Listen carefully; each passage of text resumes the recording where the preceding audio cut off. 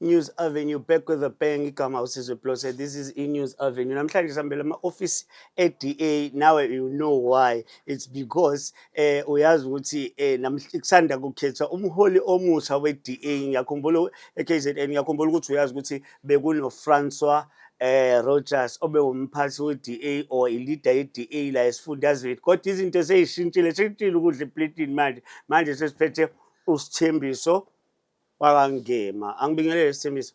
Ngibingelele mfowethu kuwena Sizwe nabalaleli. Kumnandi uba la. Ya kumnandi kakhulu. Yazi ngiyayibuza ngiphala ulimi ngithi nje kodwa njabe sewuthathe lesihlalo esikhulu kangaka uzizwa unjani after lo few days usaphethe? No, angisho ukuthi ngizokhumbula ukuthi kade deputy leader kaFrancois. So ayikho into engathi yintsha kakhulu. Into entsha kakhulu kumina ile phambi kwami ngoba bengayijwayela ngithi bekujwayela ukuthi kuhlala uFrancois la manje ngiyabona ukuthi yinaki sengiyaxhopheka la ngamalanga ama-camera all over. Iyona into bekade ngingayijwayele kakhulu kodwa ke hayi nakhona ngibona ukuthi kuzoba nzima nokuthi nokuhlekesa ngathi manje uqashwe imedia imedia la uhamba khona is all over nayo. Yeah. But kumnandi mfethu, kumnandi ukuthi nje sibe nawe usanda kuthatha lesihlalo. Ngicabanga ukuthi usasifudumeza manje sezoqala ukwenzeka izinto, kodwa omunye umuntu uzothi ungema wasithatha kabi lesikhundla. November 4 is looming, or elections are looming, local government elections are looming, and then for sure worried now ukuthi igama libe right. Angithi nje weBlose bengivele ngikhona kulento yama campaign. So mangabe ngikhona kulento yama campaign bengazi ukuthi kwenzakalani.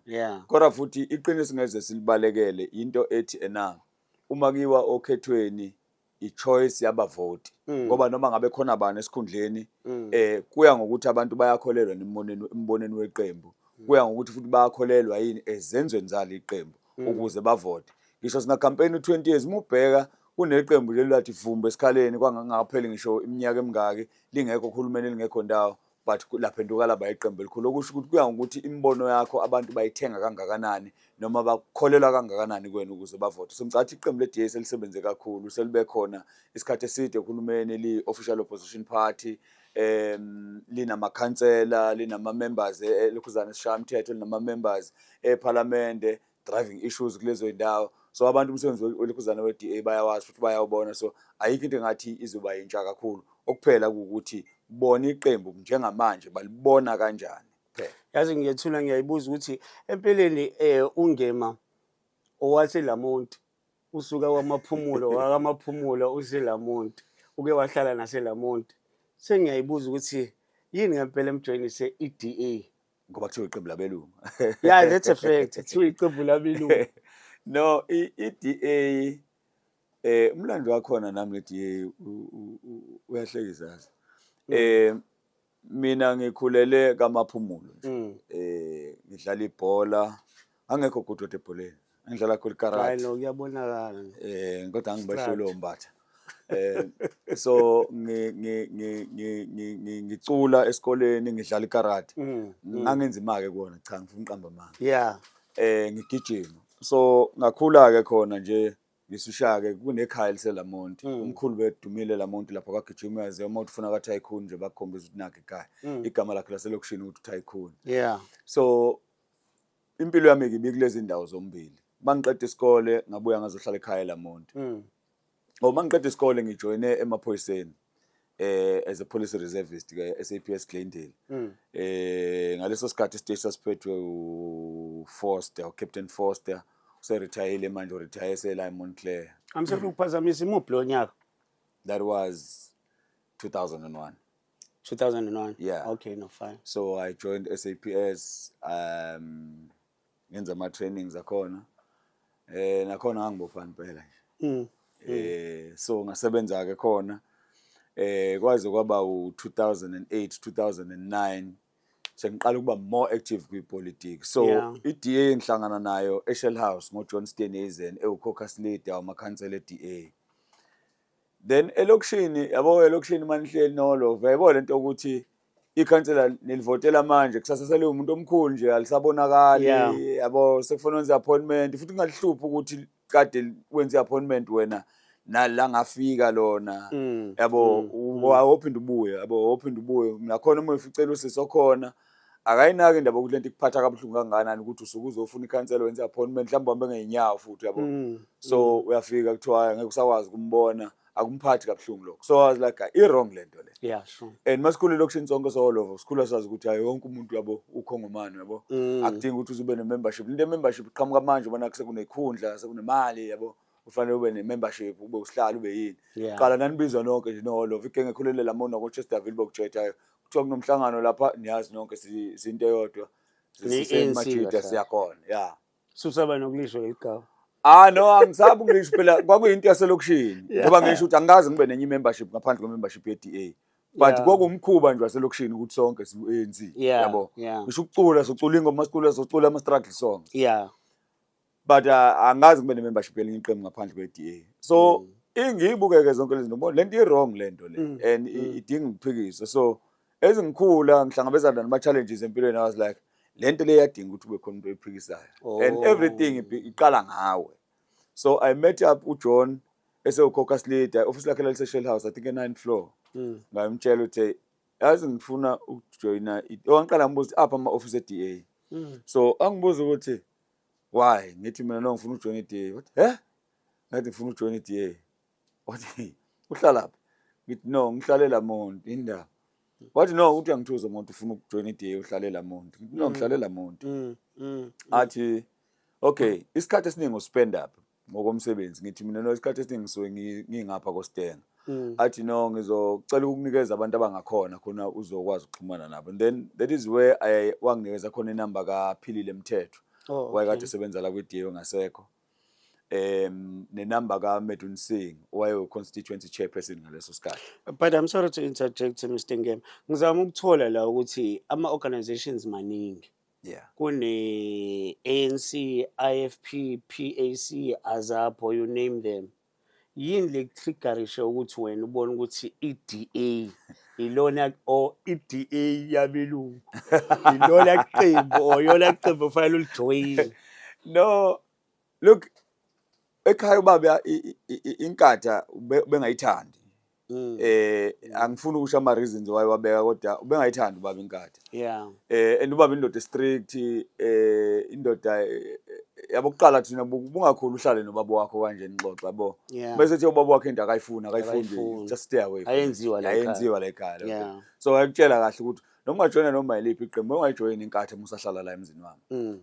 for ama reasons akhona aziwa uyena akaze angisinikeze zona nathi asingenalo ilungelo lokubuza ukuthi but why so but ayikho into engiyaziyo mina nengayisho ke embi kodwa kushuthi wena izathu zakhe for sure now la amanye amaqembu azapho umkhumula kahle sikhula thina amaqembu bedumeli bekudumi inkatha ne-ANC yabo ukuthi uma ungekho kuloko kufanele ube kuloko kunamaganyana asetshenziswayo ngaleso sikhathi so ingakho mina enye into eyayitriggerisha kwasheshe kwatriggerisha i-DA nanenye into ububuka abantu abakwazi abadrive ama-issues emkhandlweni abantu abahlala bekhuluma ngezinto wrong masipala okusho abantu basazi stories zabo yabo just give them a chance ngifika kanjalo ngikhompyutha kanjalo manje angazi sosho i-DA yeah ukuthi angithi mawukhula phela uyabuka na ku-TV uyabona ukuthi laba bavela na ku-TV bakhuluma ngento ezithinta abantu laba abanye noma bevela mhlawumbe bavela uma kuthiwa kunemashi yabo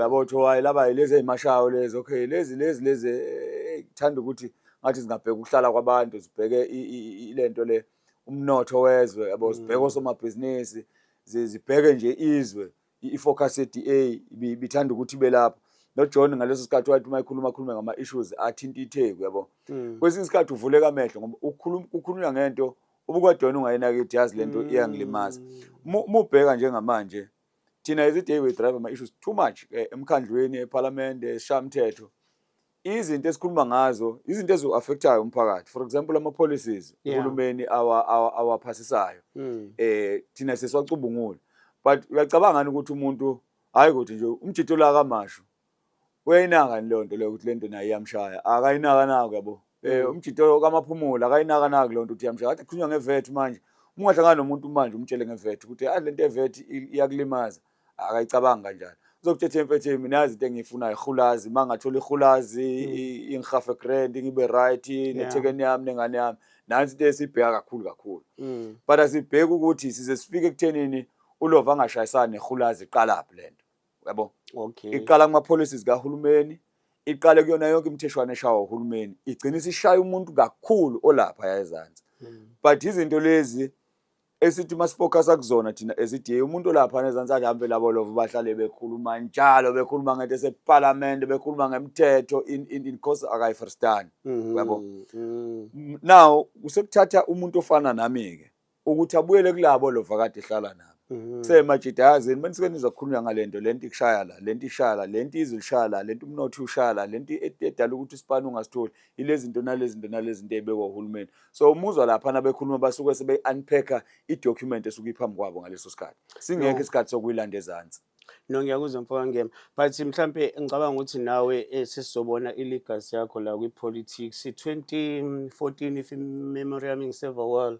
besino Mfokamchunu uSizwe Mchunu owenza kahle kakhulu naye ku DA because ama numbers athi ukunyuka uthe bephuma I think 2015 kwangena uzwakele Mncwangu uthatha iDA wayijikjela emakhaya ngalomqhele wakhe wayithatha wayifaka emakhaya ungenile uMr Rogers I think athe ukwehla ama numbers bengenile ngo plus 20,000 or so but into ayenzile uRogers nge10 yakhe ukwazile ukuthi angenise iDA ku government DA bingekho ku government I think at one stage ike yaba opposition futhi opposition official opposition party but ithe ukwehla ngifuna iquestion yami ihambisana nokuthi wesikhathi esiningi umuntu omnyama ku DA buya thatha sokwephona egemini yabo ongami there is why ngi-highlighter leya 20,000 ukuthi yehlile you understand that manje kudingeka umuntu ozo-aphila kuma-masses be-aphila kuma-masses kwatholakala uNgema ukuthi uNgema angasenza mhlawumbe sibuyele kodwa correct me if I'm wrong what is your take like there is one thing engifuna silungise noma i-perception kune-perception ethi mangabe usukukhethwe kwi-position kwi-DA ngazi ukuthi ukhonjwe ngentshebe uzwa abantu bethi hayi bambekile nje abantu omjida bamthathile bambeka iprocess ayihamba kanjalo kuphuma ama nominations la kuthi ama nominations asevuliwe bakunominate ke ngaphakathi laba bakholelwa kwi leadership yakho and mina be surprised abantu abanginominatile so mase bekunominateile bese uya accept nomination wena bese kuba khona isecondary bese uya submitter kuvalwe akho umuntu okukhombe ngentshebe akho umuntu okukhombe ngesibhamu wena o-accepte nomination efika noxulu athi naye nomination ndoda sephumile ngibona ukuthi mina wena unawo amava okuleti organization emva kwalokho masevalile ama nomination kuvula into yokucampaigna ngaphakathi mase kuvula into yokucampaigna ngaphakathi la uqala khona ukuvela wena ngoba usuku sekuyima uvumelekile ukuthi usungavela ukusho ukuthi unominatiwe then bese ubheka ke bese beyeza ka abanye abantu ukuthi mfethu lengicathi labantu abakunominatile ba right nami ngiyakholelwa kuwena yabo nami ngiyakholelwa kuwena nami ngiyakholelwa kuwena kuze kufika isikhathi sokhetho belokhu bevelile abantu abakwesekayo bevelile abantu abakwesekayo kukhethwe ukhetheke nami ngikhethwe kanjalo ayibangakhona imali obuyikhipha kubantu just checking no angikho rich ngalo ndlela mina ngifuna amaphumulo ngenamali mfethu lokho laba investe kuwena ukuthi awona bekuthatha ungema lapha siyapopa nawo babese bekhipha imali 80 but azi i-question ebengifuna ukuyi-checka futhi Mr Ngema by the way sikhuluma no Sithembiso Ngema usanda kuqokwa as leader ye-DA eKZN ukhumbula ukuthi beku Francois Rogers obephethe seshintshile ukudla eplatini sekuphethe manje uSithembiso Ngema okade futhi ewu-deputy we-leader ekade ikhona uFrancois Rogers isupport unayo kwi-leadership okhethwe nayo because ngike ngahambela omunye umcimbi othize namanye ama-colleagues ami kulowo mcimbi bekukhona in fact I don't know because I was a little bit confused yabona ukuthi what is going on lapha understand normally ama journalists bizela ukuthi sizocoshela indaba yabo leyo. Okay. But it was more like I party ethize, understand? And then manje bekunoBhili Mzamo. Sure. Umzamo Bhili, Yeah. Mzamo Bhili. So into eyenzakalayo ephathini kungena uMartin Meyer. Yeah. Kungene your current deputy. Sakhile. No, your current mayor. No, ngisafuna ukubala laba uDean McPherson omunye ongenayo yabo. Ngibabone sebeqoka nawe. In fact nami ngqondweni bengitshela ukuthi mhlambe bahambisana noMzamo Bill bese ngibheka ke manje ukuthi kuzosebenzeka yini nabo kuleso simo. No, ukuba khona kwabo ngeke ukuphazamisa. Ake ngithi kwilento ye campaign. Umuntu osuke enza umcimbi uyaye ethi u-invite ama-delegates entweni yakhe asuke yenza because usuke ezowanxenxa ukuthi awamsupport, right? Yeah. So uma ngabe emema ama-delegates yes. Oh, okay. So uma umema ama-delegates ungakukhohlwa ukuthi naye uMartin Meyer beyi-delegate. uDean McPherson naye beyi-delegate. Nami bengingaya nje emcimbini kaMzamo ngoba phela ngiyi-delegate. Yabo. But ke wayongizama i-perception kubantu nokuthi ngizoya mangabe ngiya kuyena vele ngeke ngize ngimvotele ngoba ngizoyivotela mina ngenami nginelungelo lokuvota.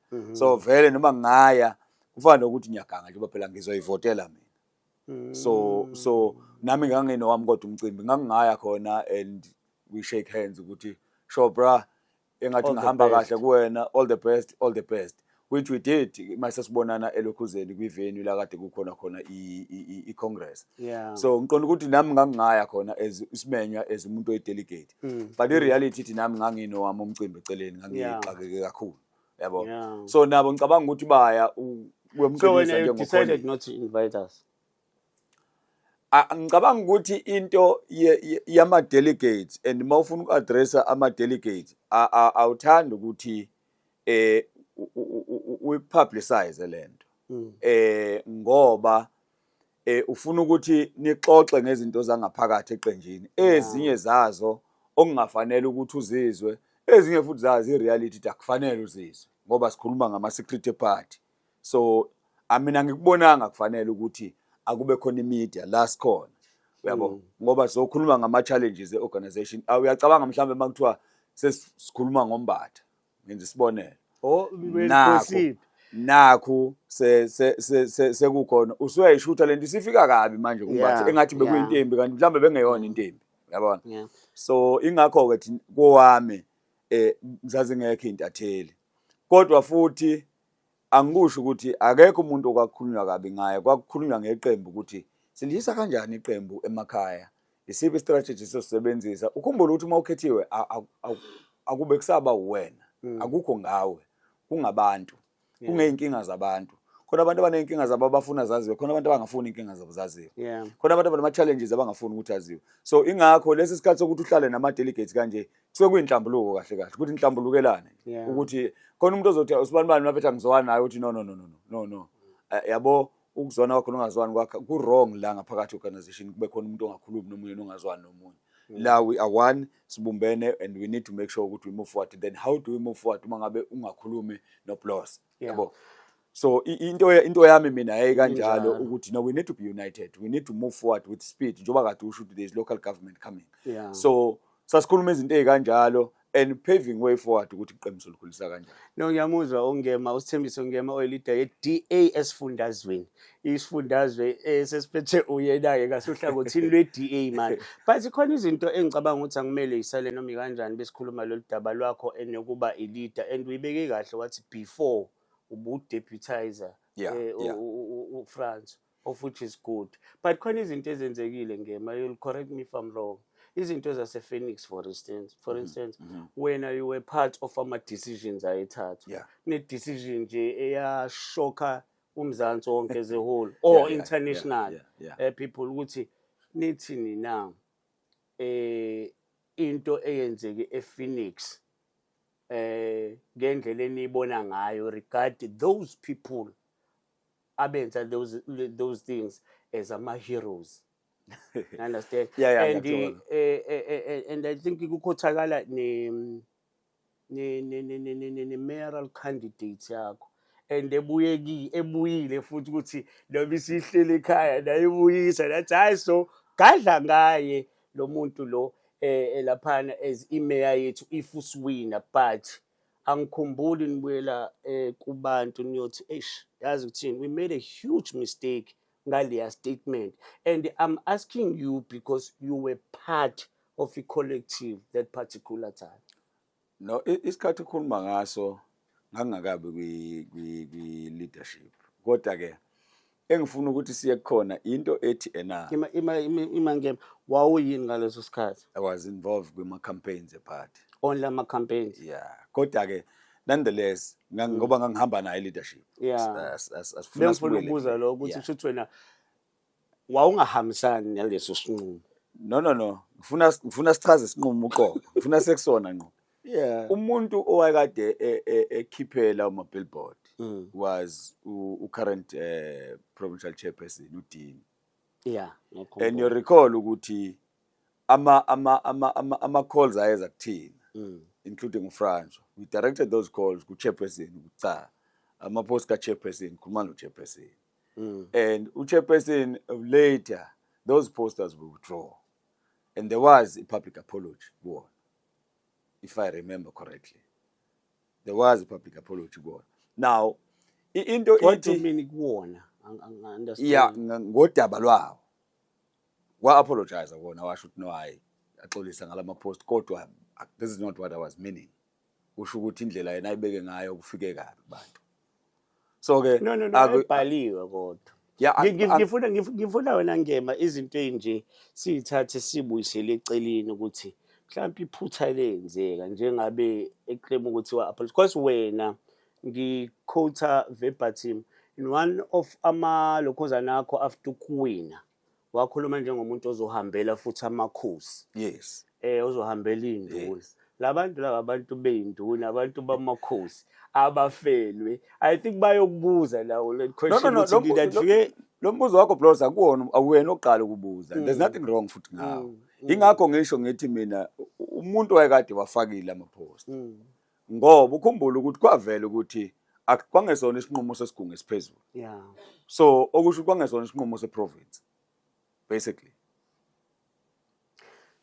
I think we are confused more the time because the guy is the chairperson. Kusho wena uthi uMakufisini that particular time why chairperson. I'm glad because ubuyile manje as the chairperson. Yes. Even though kunalawo maskandala washaya but he's back as the chairperson. Into engizama ukuyisho Blos ukuthi ake sibuke mhlambe kumuntu ongazi ngeDA ukuthi inqumo ithathwa kanjani kwiDA. Yeah. With DA, there is a PMC, which is Provincial Management Committee, where we sit down and we discuss it. And then after a discussion, then we make proposal to PEC, which is Provincial Executive Committee. This is the decision-making body. Yeah. Awukwazi ukuthatha i-decision ngaphandle kwaleso sigungu. Now, if kukhona umuntu osho into noma othatha isinqumo ngaphandle kwalokhuzana kwalesi sigungu, it then becomes difficult ukuthi uzothi iqale iplan. Ingakho ngizothi indoda angazi mina mungibuza njengoBlos ngithi no angazi ngoba anginawo ama minute omhlangano noma I don't recall a meeting la kwakuhleziwe khona kukhulunywa ngaleyo yinto. Yeah. But the best way ukuthi ngikunikeze lo muntu ukuthi ngicela ukukhulume naye. Mhlambe kukhona umhlangano omunye ongiluzile mina bengingawazi. Yabo ngizama ukuchaza into njengaleyo of which later yena qobo lwakhe usihlalo washo ukuthi no indlela ama post akhe noma ilokhuzana ilento le ibillboard ethatheke ngayo akuyona into owayehlosile yena leyo. So ngaleso sikhathi kwafanele bambuze ababuza ukuthi ubuhloseni ke kanti okulikhulike kumina ukuthi mina ngingasho ukuthi wayehloseni kodwa into enhle ngalekhuzana ngale nto eSphoenix khona ngoba ngesikhathi isikhathi kuhle ukuthi sibuke intembi sihlanganise nentenhle. Uzokhumbula ukuthi kuke kwaba nezibhelu lapha ePhoenix. Yeah. Ngoba iPhoenix le indawo egigaba. Phakathi kwendle eminyama noMandiya. Mina njengosithembiso into engayenza eMnya Bank emva kwebhelu looting nani I sat down nabafundisi abaningi ngaba abamandiya ukuthi into kanje mangabe yenzeke isuke isiphoqa ukuthi nani njengabantu bamabandla ningenelele kuyona kangangokuthi usiswashiselwa imoto yakhe lapha yana ePhoenix abantu abahlangana bamthengela imoto kwaba umphakathi wamandiya as a token ukuthi no we apologize ngento okuthiwa yenzeke la endaweni yethu nakuba indaba zakhona ePhoenix isaqhubeka enkantolo ezinye zazo kusekhona abanye kufanele bagwetshwe because ngeke sikubalekele ekuthenini nawo umthetho kusukufanele udlala indawo yawo uyabo so ngiqonda ukuthi elifeni nawe njengobloss khona amaphutho wenza ubone lethu ukuthi shayisa la but ngeke kusuke mina sengizothi hayi wena ushayisile fanele uqale uyibone wena lento isuke kuwena ngaphakathi ukuthi wenza iphutha njengoba naye kwaswanga kuyena ngaphakathi ukuthi hayi nokwenzeka iphutha nendlela abantu into abayibone ngayo akuyona le bayibona ngayo so sasingeke as organization zikhona I'm sorry ukungena emlonyeni but zikhona inyathelo athathelwa zona as organization because bengikuzwa kahle uthi khona isigungu esithatha inqumo but by the look of things ngathi this leader decided yena ukuthi aqhamuke na that thing because the thing iyagcina ma headlines national yavumelana yikho ngithi mina ikhona mhlambe inyathelo or mhlambe ukuthi angeke ngisakhumbula kahle webloss to be quite honest with you but I remember ukuthi imatter yakhe was referred to FedEx no esigungini esiphezulu ke esingaphezulu kweKZN le phezulu head office that is where they dealt with it I can't remember ukuthi isinqumo sakhona kwagcina kuyini but what I remember because it was also in the public domain was the apology public apology no granted yazi ngifuna si-check-e ke manje taking iqembu forward Mr Ngema wonke ama leaders or ama members eDA abheke wena ukuthi uyise iDA phambili ushintshe iperception ekhona ngeDA kuMamasizi lesithe siqala kwazwakala sengathi iDA yaziwa njengabantu njengeyabelungu yazi enye into engifuna ukuthi si-ede just ngizokudedela uyishaye yonke ngoba khona abantu abazoba concern ukuthi iDA sometimes ayikhulumi ngalama issues aba-affectayo nodaki kuzothi emsebenzini siyahlupheka mhlawumbe sihlushwa amande sihlushwa abelungu we have to be frank about these issues but asiboni oDA inhlangano ezikanjalo zithatha over leso space hence uzothola abahlali like the likes of Obongizwe uthola ukuthi sebeyasithatha le space because kune vacuum kanti ukuba iDA iyakwazi ukukhuluma ithi kulama factory lawa sine problem ke behavior yabantu bakhona especially bekwamandiya nekwabelungu ireality ithi Mr Ngema labo bantu bona isikhathi esiningi abaseka iDA kulento zemsebenzi and all understand leyo into bengifuna ukuyichecka futhi iposition yenu even kwiland for that particular matter position yenu ukuthi iminority still owning ama means of production understand ngifuna ukuthi boyiphendula just to sum up I will pause for now ngifuna siqale kule okhuluma ngayo kuma facts abantu abasebenza khona njalo Obani konje abaqhamuka nento ekhuluma nge-youth wage subsidy on the street was iDA ekhulumela abafundi ngaleso sikhathi nentsha was iDA now obani abake bakhuluma kakhulu ngento ethinta ukubiza kokudla iDA even at the campaign obani abake baba necampaign ebekhuluma ngokuqinisekiswa kokuvalwa kwemngcele ne-security kuyona singakabi kuhulumeni nensebenzo kaHome Affairs speeding up ama-approvals ama-permit abantu was iDA years ago kungakabi ifashion ukukhuluma ngalezi zinto now angifuni isikhulume kuqala ngabantu abanye basuke befuna ukwenza content angifuni futhi isikhulume ngabantu abanye abenza izinto befuna ukuqama angifuni futhi isikhulume kakhulu ngabantu abenza izinto ngoba nakho kukhona okuthilo ngama donations ongena kubona will go there now abantu bayazi ukuthi ukhona uDepartment of Labour uma ngabe kuwukuthi bayahlukumezeka emsebenzini. Yeah. Now umbuzo uzothi ukhona yini umuntu oseke wathi noma wa-approacha i-public rep ye-DA wathi thina emsebenzini siyahlukumezeka. Versus abantu abavele babe yiqeqebana nje bese bevele beyongena phakathi enkampanini.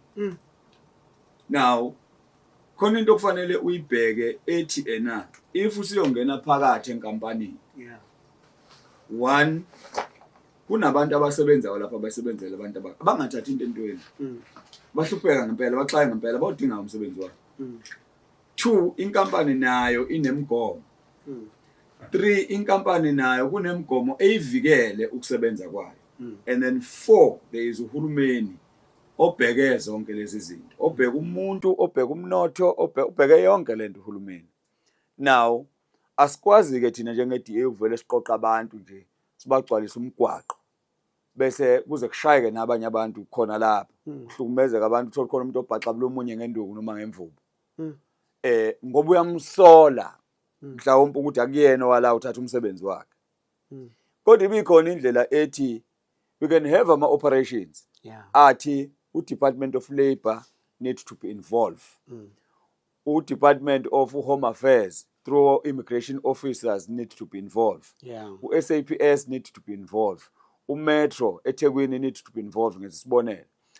Ulokhuzana ubusiness support. Ukuze mangabe uBlose esethe lapha ya kule nkampani kunabasebenzi bokufika abangaka abanganawo amaphepha. Akwazi ukuthi sihambe nalabo abantu siyongena khona kube yibona abaverifyayo ukuthi cha ngempela uBlose akuyena wala futhi akanawo amaphepha.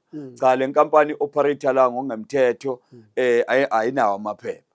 Bese kuyimake sibuya sithi hayi ke ngoba sekutholakala uBlose nobani banongesibona bala immigration officer no-SAPS akabathathi ukuze laba abawoxulu noxaba nongema baqhubeke basebenze enkampanini ingaphazamiseki inkampani.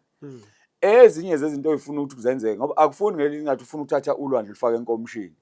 Ufuna ukuthi ucabanga ukuthi emva kokungena lapho ushayela abantu baphume ngamawendi babaleke baphuka abanye kube into zonke awudilile nenkinga.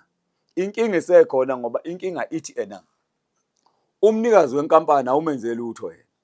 Okuyena oqashela abantu bokufika abangenawo amaphepha. Now into ithi umbopha lo muntu ongenawo amaphepha okuba sezweni nezimvume zokusebenza ezweni uphinde ubophe nomqashi futhi ukuze uthumele imessage kwabanye laba abanye sebezoyivelela bona ukuthi no hayi nami nampe nginabo ngicela nibathathe bengingazi nampe nginabo ngicela nibathathe asikho ke isidingo sokuthi kuze kuyiwe kwesitelekeni ngaleyo nto. Abantu abadinga ukuhamba baba-identify laba bantu nalezo inkampani. Uhulumeni odinga ukuthi aphushwe angene aqinisekise ukuthi laba abantu abaqasha abantu bengenamaphepha babopha nomqashi. Yabo nje mangase kulinganise ngeTheku phakathi. Uma ungabopha abaqashi mhlawumbe abawu4-5. Uqala phezulu kwe-street bebona na amaphoyisa asebenza na uhulumeni uyasebenza uyabopha uHome Affairs uyabopha wenza yonke into. Wathi ophuma ezantsi lapha ku-street ngabe kushaya umoya. Ukushaya komoya kusasa ngabe ubona kulezi ndawo apply kuzona ama-permit kugcwele kuthe abantu bezofuna ama-permit. Kodwa imashi yes inhle imashi it's a sign yokusenda umyalezo kubantu in masses.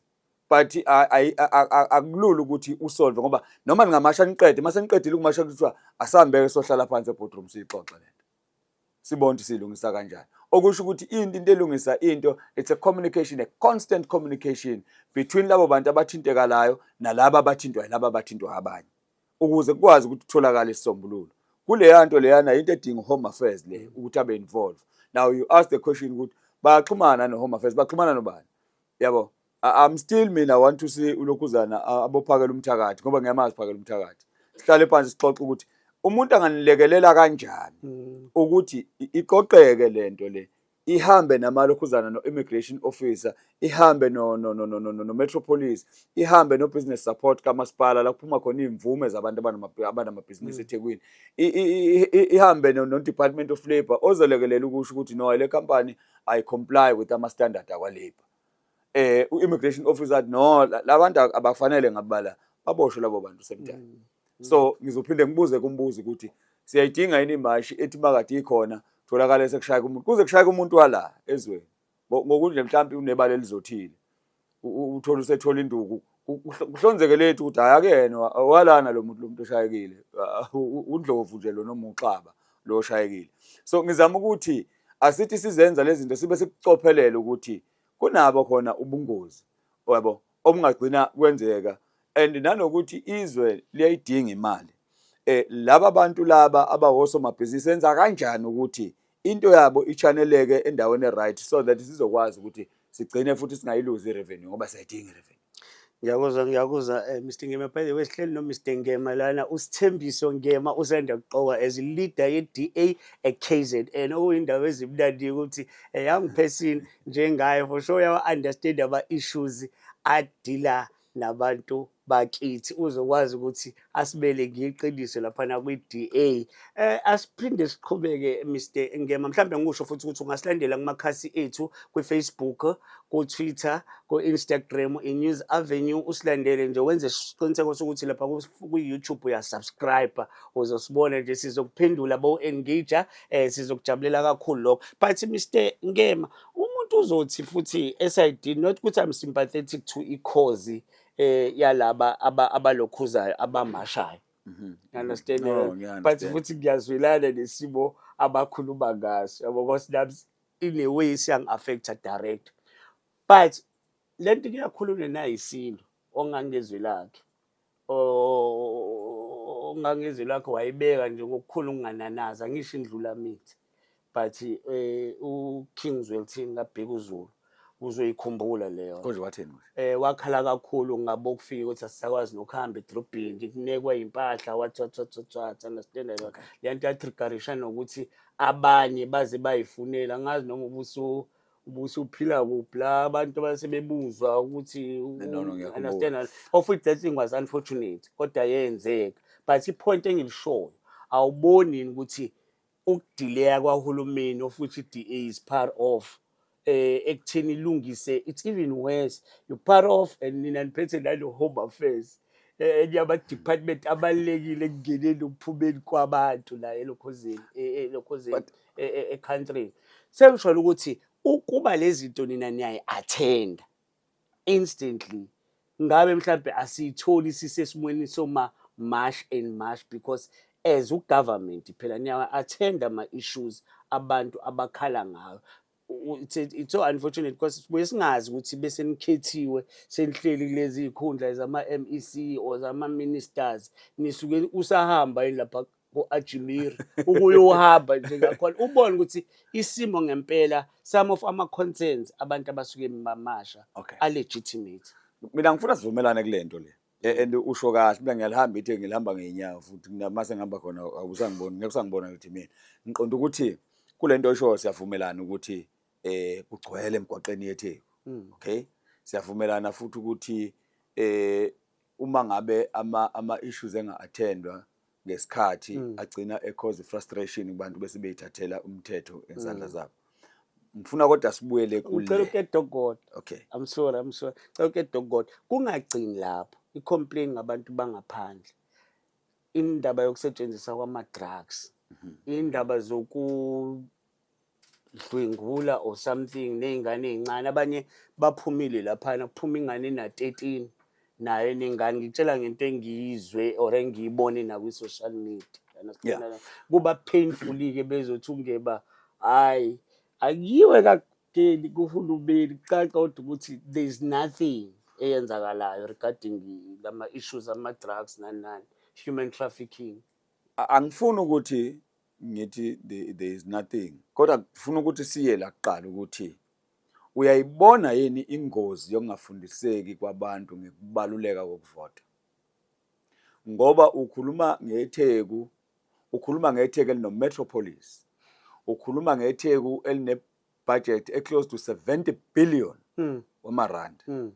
Ukhuluma ngetheku okwazi ukulibuka manje uliqhathanise nesikhathi sikaMlaba ulibona ukuthi akuselona. Ukhuluma ngetheku elinawo ama resources elinabasebenzi abangaphezulu kuka 28,000 with senior managers and directors. Ukhuluma ngetheku elonakale phambi kwabantu ngenxa yokukhetha i-leadership wrong. Engenandaba nali itheku uqobo because kuzofanele singalibalekela iqiniso. ukuthi obani abathatha ama decision. I-DA esikhuluma ngayo engene government inawo only 2 years. 2. Emonakalweni ka-32 years. So 2 years is a lot as well. No, it's not a lot. If decisive is a lot. Mawubheka kodwa bheka umsebenzi wenziwa Home Affairs kuyimanje kulo 2 years. Uke wadlula lapho babona olayini abade futhi abantu bafika ngabo 4. But emhlanga manje usuyakwazi ukuya nasemabhenki uyokuzana uyokwenza. Sengisho ukuthi asihambise lapha ngasihambe sobabili. Sizokwenza ama video. Akunankinga because into esiyibona lento ngisho. Into engifuna ukuyichaza abantu bafika ngabo 4. Sekhona abathenga abanye ukuthi ngicela ungumele ulayini or something of that sort. I thought nami ngendlela nanini ibiqhakambisa kayini zizoshintsha izinto ezingenile. But the status quo is still maintained. No, Blose, singayixoxa leyo kushonelanga mfethu. Uyabo emhlanga sanda kuvula ulokhuzana indawo lapha phakathi eBank Capitec. Yeah. So inkinga ila ekuthenini uyabona nami ngikhule kanjalo. Yabona mawukhule wazi ukuthi njengamanje ka Home Affairs ukwazi ukwenza appointment. Ngeappointment yakho hambe khona ukwenza ID, uyokwenza into zakhe. Into ekade ingenzeki. Uyabo, njengamanje ungena mhlawumbe lapha emhlanga isazoya naseKasi lakho. No, ikhona nayo kade kuse underbag nje. Uyabo. Uyakwazi nakhona eKasi lakho la ukhona wenza appointment no Home Affairs ufike usulindelwe ngaleso sikhathi. Uyazi unikeze nesikhathi. Into ekade ingekho. Ukhumbula ukuthi system yaka Home Affairs kwayona ibi corrupt. Kunabasebenzi ababoshiwe bakuzana baka Department of Home Affairs ngenkohlakala. So ngaphambi kokuthi ukwazi ukuya ngaphandle fanele uqale uclean ngaphakathi ulungisa ama systems ukuze mangabuya ngaphandle uye ngaphandle sowazi ukuthi yini oyoyenza. Unumber 1 lo. But ngifuna sibuyele kule ethi itheku leli lilimale phambi kwabantu. So uqhathanisa again ama apula nama orange ngoba uqhathanisa u32 years uqhathanisa no2 years. U32 years of inkohlakalo, u32 years wama systems that were not in place. U32 years la khona kade kumachanga kwaMpunzi eDlemini. So kusiza apho ukuthi ube nesystem engasebenzi ngaphakathi but ube nama officer amaningi ka Home Affairs ngaphandle. So you need to clean up isystem yakho kuqala njengoba no department waka Public Works efike wenza kuqala. We clean up the system safaka wethu ama systems in place kuzosetshenzwa kanje la. That is why kukhona abanye abakhala abathi no asibaholele sonkontranga ngoba isystem bayisebenza. Isystem iyasebenza, ama systems ayasebenza. Bayayithola abanye bawaholela abanye ama department. Yini le yakho department kube yona nenkinga. So we are very good in putting systems in place to ensure that when we take over ukuthi sesiya deliver manje deliver kwi system eclean and ezo deliver with speed. So ngifuna kodwa sibuyele kule yaseThekwini ukuthi inkinga yabantu abavota bengazi ukuthi bavotelani because wouldn't stuck ku 32 years uhleli nohulumeni obona ukuthi awudeliver ubona izindlu zomxhaso idayisa ubona izindlu ezakhiwayo ziwa phambi kwakho ubona ukuthi no man itheku liyonakala ubona ibhilidi lele lapha na kulokhuzana Esplanade ubona le ibhilidi fana ngabo kade umasipala wathatha over ngeke mama sisithathile nje decision why do No, sikhuluma ngohulumeni, I'm not blaming ama masses. Ngikhuluma ngohulumeni. Sengisho ukuthi ukhuluma ngama voters, ukuthi abantu abavotayo why belile bevotela labantu aba ungenashintsho bebekhona. Esengisho ukuthi abantu ngene 2024 was it 2024 May plus benzini bashintshile izinto khona manje wena uku-government of provincial unit. So provincial unit la naphezulu futhi government unit. So ngithi mina abantu banyakazile batshengisile ukuthi abekho happy. Okay plus ngifuna sibuyele ukusiza phi ukuthi mina ngifake wena esikhundleni ubhede ngikwazi ukuthi uyabheda bese ngiyahamba mina ngiye koyilungisela into wena one power kuyona. We can't run away from the fact that ANC neThekwini had the power years ago yokulishintsha itheku libukeke njenge Cape Town, yokulishintsha itheku ongenani libukeke njengomngeni. Best performing municipality in KZN is Umngeni municipality othathwe uPapasa uthatha kweANC. Can't debate that. Ngizokuthola lokho uma singahamba nawe futhi siye khona lapha sibuze abantu basemngeni akunankinga ngalolu shintsho okhuluma ngayo yiko futhi ngingathanda nokuthi bekuthiwa Cha siyahamba ngifuna siya ukuqeda le. Western Cape. Yeah. Siyafika siyababuza abantu. Yabona Yeah. ukuthi kukaningi kuthiwa i-TDA nayo ipride ngokuthi Western Cape is excelling. Mina ngifuna uye kude, But ngifuna la ngeni manje. Singahamba simgini, siyirekhode futhi that thing. But musukubaleka kule plus. Musukubaleka kule. Yeah. Ethi iTheku lilento nje ubala iTheku ubala ukungcola kwalo. Ubukuphi uMetropolis waseThekwini? Ubukuphi idepartment le ekhipha ama permit abantu abadayisayo? Bewukephi ulokhuzana law enforcement to check ukuthi bonke labantu abala baseyitendeni. Angithi wona umasipala obayekayo. Angithi iwona obayekayo, wona ubavumelayo ukuthi cha nina ningadayisa noma nikephi, ningablocka noma ikephi la ukuthi blockani khona. Bese kuthi mase kusuka oblose sebeqala ukumasha bemashela lento le. Bese kuyima kungathi iTheku into eliyenza nakhona yikho. Ifuna ngitshela iqiniso. Namhlanje bayiqoqa umthwalo wabantu bayifaka lapha. Kusasa bakhona abantu ngoba sebabajwayeza. Abantu sebeyazi ukuthi hayi into bethu mabenze bazoqoqa namhlanje nakusasa ngalela la ngibakhohliwe. Amanye imapha ama systems akhona in place also okokuthi ipermit le acheckwe. Ake siye rank manje la. Cela abantu nje lapha erank abadayisayo abana ama permit abanalutho nobani ufika ibekele itafula lakhe. Kublenywa bani? iDA eThekwini namakhansela u56. Out of amakhansela awu209. But it's the only party that always put questions of kulokuzana kwi-council, put motions in council, issue statements to tell the community ukuthi kwenzakalani. Legislature sikhuluma ngama members awu10 alapha ne-legislature, but umsebenzi abawenzayo benza umsebenzi ofawenziwa abanye abantu bayibiza ngokuthi bona baningi kunabanye. Esingathi nabo masibabuza ukuthi okay kulenqwabe eniyona nina nenzani, mangaka ama questions esenike nawafaka ko MEC, mangaka ama notices of motions esenike nawafaka, mangaka ama oversight esenike nawafaka. iDA every single day njengamanje nje kade bedlulele ukuzena eMonteshkombe beyokwenza oversight kwenye project yezindlu. So umukhuluma ngalokuzana ngama issues affect umphakathi, obani abadrive ama issues akhuluma ngo housing yokuyinto ethinta abantu, obani abakhuluma ngenkohlakalo yenzeke eThekwini, yabo. So iDA bafethu umsebenzi ewuthwala ngokuphikisa izinto ezwrong either emkhandlwini noma kwi-province noma ku-national mkhulu kabi. In fact uma ucabanga iDA ucabanga ukuthi lona qembu elikhona eliphikisayo alikho elinye.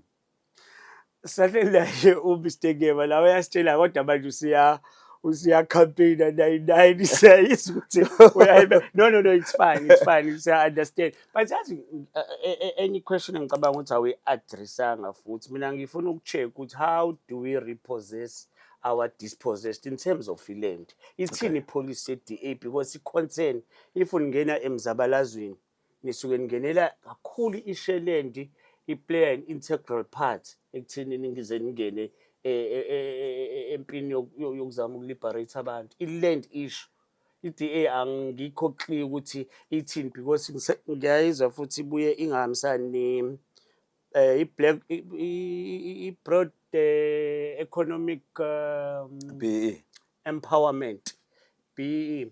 So ngiba ne-problem uma such initiative engicabanga ukuthi asuke proper for ugovernment ukuthi akhumbule nabantu, but uthola ukuthi iDA ifana noBella Bill, uthola kodwa ukuthi iDA iyayichitha zonke lezo zinto. But i-question ithi senza kanjani lo 87% ushintshe manje because fact of the matter we are the majority eMzansi.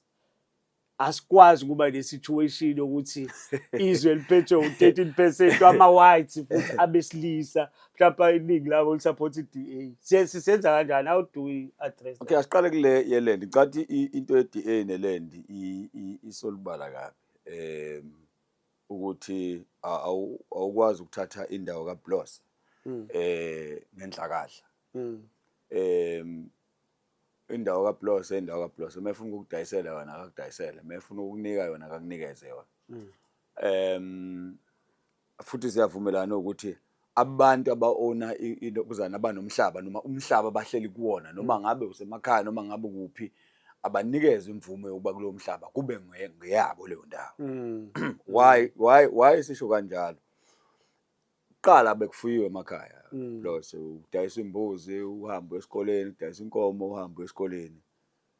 But njengamanje iqiniso lithi nangu uBloss kubo kunendawo mhlambe esemakhaya ngama hectare awu2 hectares 3 hectares.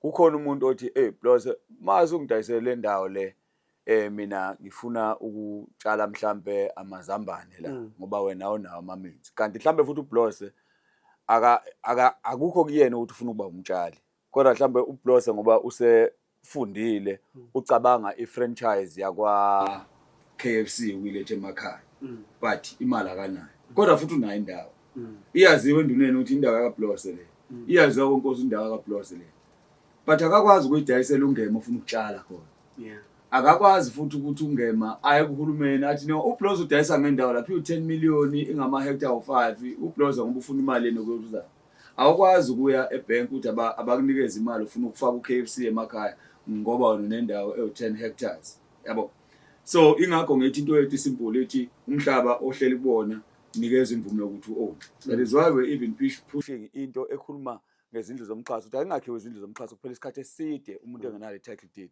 ngoba itayitela lemsiza entweni eningi ufuna uqala ibhizinisi unendlu azobambisa ngayo security afuna ukuyenza unayo into eyiphepha esho ukuthi indawo yakhe le so noma ngabe ubani noma ngabe umlungu noma ngabe ubani esingahambisani nayo ile ethi expropriation without compensation so uzothanda yini kusasa ungema mase ezongena emhlabeni ngoba njengamanje sekuyenzeka endaweni eziningi la othongathi kunemhlaba ebelonga kubantu abathize esivele yangenelwa abanye abantu bafike bazokwakha kuyona nawo labo bantu babuya bazoyireporta la kuthini siyenza kanjani ke manje ngoba savuma le yanto le errong ingakho ke uzozo ngathi basikhuluma nabo bebefika ama-seclers ayithatha lemhlaba into engicabanga ukuthi lento ye-expropriation of land without a compensation isuka lapho kusethi nabo bafika bayawuthatha umhlaba understand without compensating our forefathers or grand you understand but bafike bawuthatha so manje ukuthi bona sebewenze wamuhle kanjani but the facts remains ukuthi lo mhlaba nathi we are the rightful owners sengisho ukuthi as black people how do we account to that one okay ake ngithi kuqala sesike sayenza into yokubheka umhlaba nje ongaphansi kahulumeni ongenze lutho siubeke eceleni uma udlula ngapha koStenga namaplaza lapha amaningi kade onama abelungu ushona phansi konda ukuthi kaSathane umudla epolice station eGlendale ushona phansi lapha amaplaza amaningi lapha azonamathele emshinini wakaSigawula kwathi makufike into yo land expropriation without compensation bayishiya umshini kaShukela bashiya yonke into abelungu bahamba abantu ababeqashwe lapha yana mongafuka manje kulona zonke lezi ndawo kwakhiwe kuzona akwenziwanga lutho maningi amaplaza akhona abawashila abelungu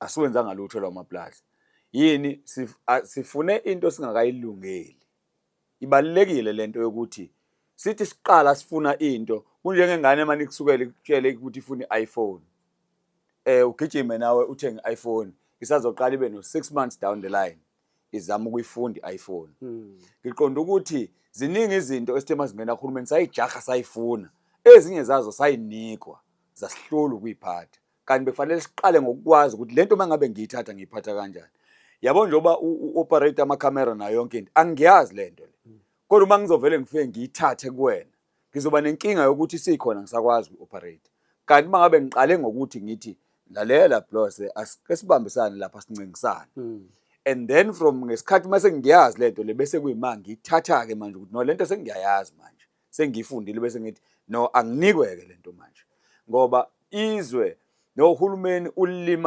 ulimale nje ulinyazwa ukuthi sithe masifika sakusebenzisa ukuthi sibamnyama sifuna into zethu sayithatha into zethu sayithatha ikhundla eziningi uhulumeni sawathatha amathuba athize asihlulile ukusebenza that is why mangabe ubheka ama beneficiaries eBEE it's a handful yabantu ebenefit wena njengoBlose nje ikhona into ngathi nansi ngiyiphethe ngayibenefita ngeBEE no ayikho exactly so ingakho ke sithi lento yeBEE naye kithi uma kancane ke kube unoma ubani oqualifyayo ukwenza into onesipiliyoni sakhona anikezwe ithuba ngicabanga ukuthi sesiyayivala manje mistake yeba ngenxa yesikhathi ngicabanga ukuthi nawo nami manje ama-engagements nathi kufanele siphuthume but bengifuna ukuthi futhi sithinte le ngoba iyabathusa abaningi maybe under 4 minutes ama-executive producers la angishaya ngo-S but ngifuna ukuthi siyibheke le nkinga eke yaba khona kwi-DA anganoma inkinga noma into esazoqhubeka yini le exodus of black leaders from i-DA understand sike saba nabantu abanjengo Musi Maimane, saba no Herman Mashaba, saba no Mahashule Ghana, such people ozwakela emnyango, you understand that angifuni i-alter mhlambe ezothi hayi bayidecide because we know ama frustration athothwa uMashaba. umashaba sekuthiwa ngathi usebenzisana ne-EFF. We know nomncwango amanye ama-statements ayeshawa uHelen Zille former chair yelokhuzana Federal Council. So we know of those things. Sesisho ukuthi njengamanje we've got mhlambe it's promising manje because sekunosoli we hoping ukuthi naye akazi ukurunwa nge-remote control but ke inivimba kanjani leyo nto manje understand kunobungani baloyi for that particular matter nabo abagcina bephatha umkhandlu ngendlela estrong but igcine senibaluzile nivika kanjani ukuthi singamtholi ungema because they will articulate guy iniki hope ya inspiration and confidence but manje asazi uzolasta isikhathi esingakanjani. Bamfethu mina ngifuna sivumelane kodwa kule ethi ukhona yena umholi kulabaholo babalayo oke athi mayesehamba asho futhi ukuthi uhlomuleni engaphakathi eqenjini number 1. Number 2, yini le eyenza ukuthi uhlale izobuyela kulade ngisho yokuvota yini le yenza ukuthi uhlale u6 years ake ngithi njoba ngithathe manje esikhundleni sokuba uleader sina sikhulume ngaso ngithatha isikhundla manje iperiod yami la yokuba uleader izoba u3 years. After 3 years kunenkomfa elandelayo futhi fanele baphinde bangikhethe futhi. Now kukhona umholo wahlala ama-terms amabili 6 years ehleli kwi-position but uthema ngabe esezophuma wasekuyimaqala ebika inkinga kuqala waseyaphuma noma uthema esezophuma waphuma umncango lo waphuma mase ngaphandle wasebika inkinga but uthatha ama-terms awumangaka awu2 6 years.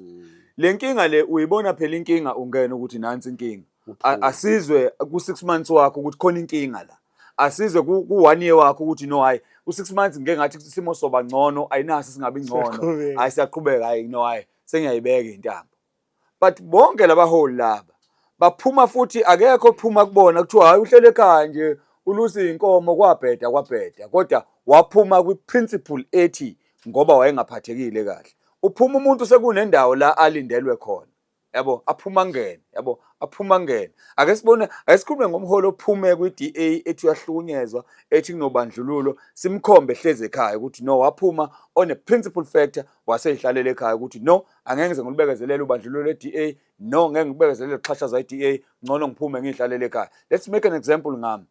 I had the opportunity yokwenza lento ishoyo angibuyelanga eParliament ade ngiseParliament ngo2024 legislature ngiphumile ekhaya ngahlala 4 months ekhaya 4 months without a salary without anything.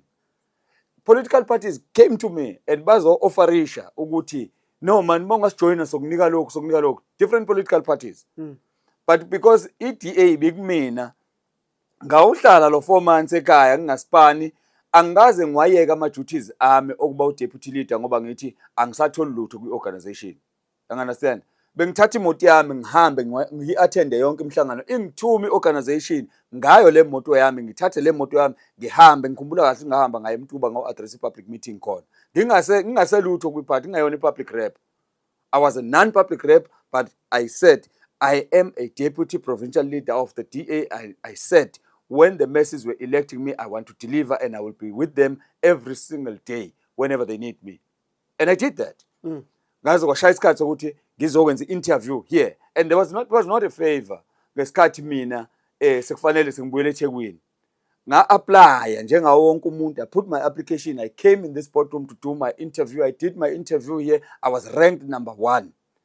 Ngahlala ngalinda emva kwalokho sekuphuma ama result athi no you were the number 1.